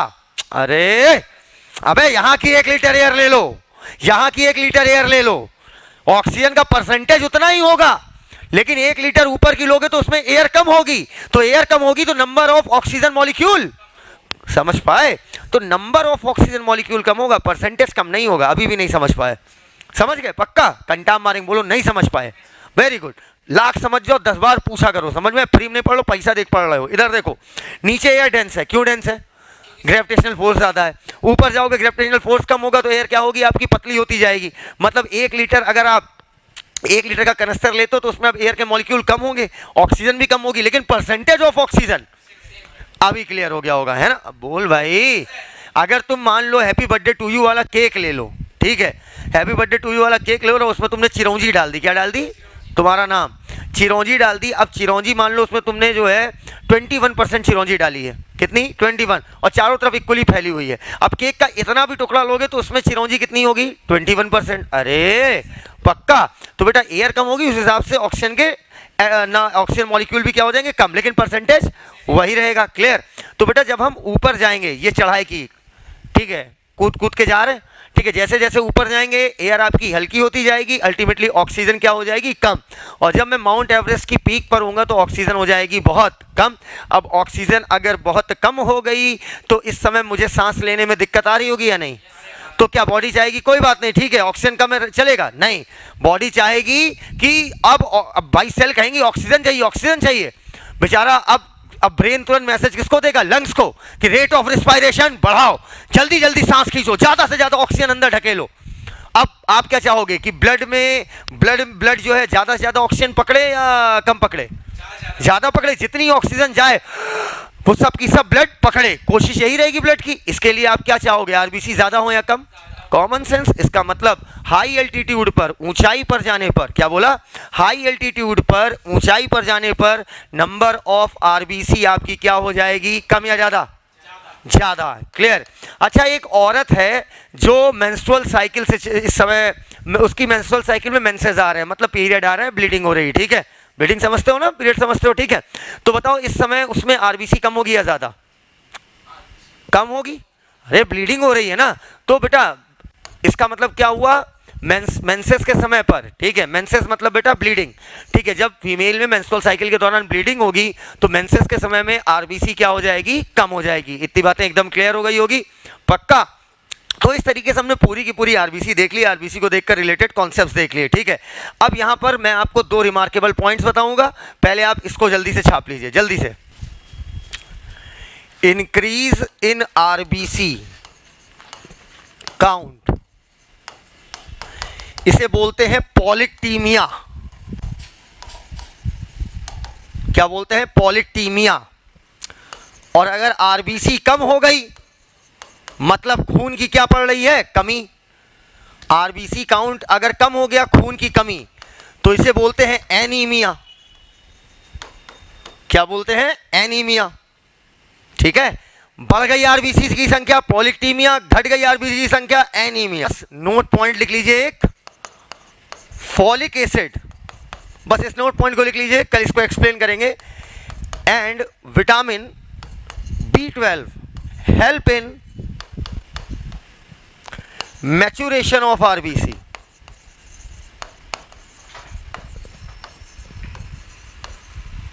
फॉलिक एसिड और विटामिन B12 ये आरबीसी को मैच्योर करने में मदद करता है। आदर्श दुबे, क्या होता है कम ज्यादा होने से? अबे अगर आरबीसी कम हो गई तो क्या होगा? आपके गैसेस का ट्रांसपोर्ट कम होगा, सेल्स को गैसेस कम मिल पाएंगी, ऑक्सीजन कम मिल पाएगी, तो अल्टीमेटली आप थका हुआ महसूस करेंगे। आरबीसी ज्यादा हो गई, अरे वाह ये तो अच्छा हुआ, अच्छा नहीं हुआ, हार्ट अटैक आने का खतरा होता है, ठीक है। अच्छा बताओ, एक क्वेश्चन है लास्ट, बस लास्ट लास्ट लास्ट। अब क्या करें बेटा, मन बहुत लगता है ना क्वेश्चन कराने में। मान लो एक तगड़ा सिगरेट स्मोकर है, चेन स्मोकर, मतलब एक सिगरेट से दूसरी सिगरेट जलाता हो। तो बताओ एक तगड़ा सिगरेट स्मोकर है, तो बताओ उसमें आरबीसी काउंट ज्यादा होगी या कम? अच्छा सवाल है ये, सोच के बताओ, ज्यादा या कम? अच्छा सवाल है। एक सिगरेट स्मोकर है, चेन स्मोकर है, ठीक है, मतलब जो लाइटर का एक बार इस्तेमाल करता है पूरे दिन में, ठीक है, और एक से दूसरी दूसरी से तीसरी एक चेन रिएक्शन चलाता है, कैस्केड रिएक्शन, ठीक है। तो सिगरेट स्मोकर में अब ये बताओ बेटा, उसके लंग्स जो हैं प्रभावित होंगे या नहीं होंगे? होंगे। बहुत, अबे इतने सिगरेट पियोगे तो लंग्स प्रभावित होंगे ना, अरे होंगे या नहीं होंगे? इतने कॉन्फिडेंट थे कैसे कह रहे हो, पीते हो क्या? तो बेटा क्या होता है, सिगरेट स्मोकिंग से आपके लंग्स के जो एल्वियोलाई हैं, ठीक है, एल्वियोलाई की दीवारें गल जाती हैं, ठीक है। अब एल्वियोलाई की दीवारें अगर गलने लगेंगी, ठीक है, बहुत ज़्यादा पियोगे तब, ठीक है, थोड़े मोड़े में टेंशन नहीं लेना, लेकिन गलत चीज़ है, ध्यान रखना। तो बेटा अब ऑक्सीजन क्या उतनी जा पा रही होगी? अबे जब एल्वियोलाई की दीवारें गल गई तो सरफेस एरिया क्या हो गया? कम। सरफेस एरिया हो गया अगर कम, लंग ब्लॉक हो जाएगा। इनसे मिलो अपूर्व मिश्रा, अरे भैया इतनी जल्दी ब्लॉक मत करो यार। तो बेटा अब क्या है, एल्वियोलाई की वॉल जो है डैमेज हो जाएगी, सरफेस एरिया पहले से कम हो गया कि ज़्यादा? अबे पहले पूरा इतना था, अब क्या हो गया? कम। अब बेटा जो गैस आ रही होगी, यहाँ ऑक्सीजन आ रही होगी, क्या ये पूरी की पूरी कायदे से जा पा रही होगी ब्लड में? लेकिन क्या आप चाहोगे कि जाए कि ना जाए? तो आप कर दोगे आरबीसी का नंबर ज्यादा। इतनी बातें एकदम क्लियर। अब आज की बातें यहीं तक, बाकी बातें कल करते हैं। This is Sahil Siddiqui, thank you, धन्यवाद।